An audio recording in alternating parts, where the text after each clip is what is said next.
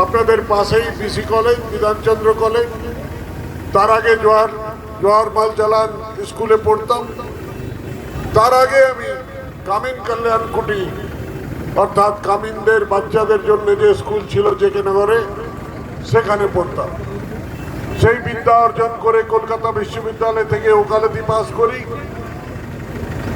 বাবার জীবিকাটা পাল্টে গেল এখান থেকে, কেননা কলকারখানা বন্ধ হয়ে গেল।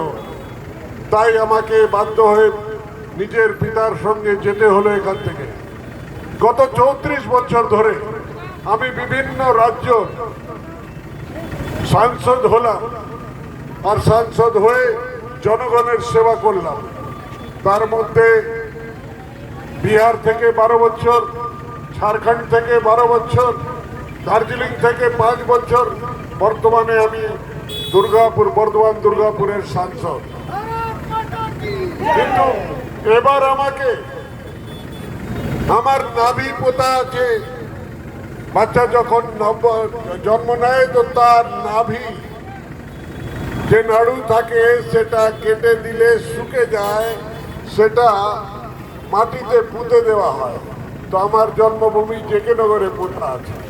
সেই নাভির টানে আমাকে আসতে হলো আসানসোল লোকসভা নির্বাচনে ইলেকশন লড়ার জন্য। আপনাদের কাছে এই জন্য এলাম, কেন কি আমার নেতা মাননীয় নরেন্দ্র মোদীজি আমাকে এবার বললেন, তুমি যাযাবরের মতন তো অনেক জায়গায় ঘুরলে, এবার তুমি তোমার জন্মভূমি থেকে ওখানকার লোকের আশীর্বাদ নিয়ে নির্বাচিত হয়ে এসো। তাই আমার নামটা ঘোষণা হলো 10 এপ্রিল। 11ই এপ্রিলে নেমেছি। সেদিন থেকে এক টানা আমি সমস্ত গ্রাম, পল্লী, পাড়া সব জায়গায় ঘুরছি, মানুষের সঙ্গে চোখে মুখে কথা বলছি। লোকে 2 হাত তুলে আশীর্বাদ দিচ্ছে আর বলছে যে কি এবার তারা তাদের প্রতিনিধিকে বেছে নেবে, এই অধিকারটা তাদের আছে। 13ই তারিখ ভোট আছে। 7 সকালে গিয়ে যখন আপনারা ভোট কেন্দ্রে যাবেন, ইভিএম মেশিনে 1 নম্বর ভোট, 1 নম্বর বোতাম পদ্ম ফুলের আছে।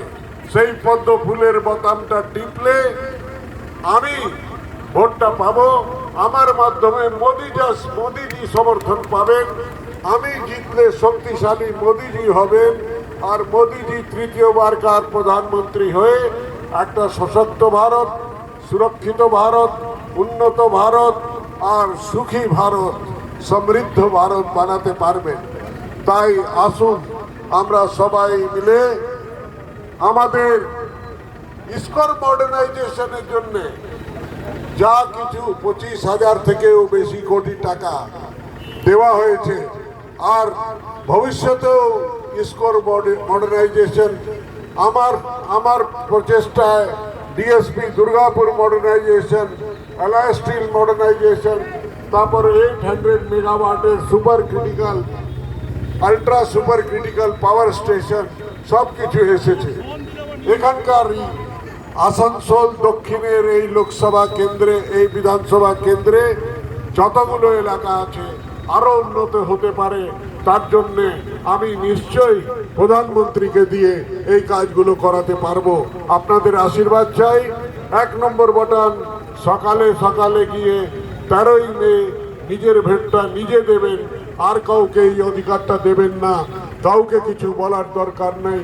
1 নম্বর বাটন টিপে আমাকে বিজয়ী করুন আর মোদিজির হাত সশক্ত করুন। জয় হিন্দ, জয় শ্রীরাম, জয় শ্রীরাম, জয় শ্রীরাম, জয় শ্রীরাম, জয় শ্রীরাম। জয়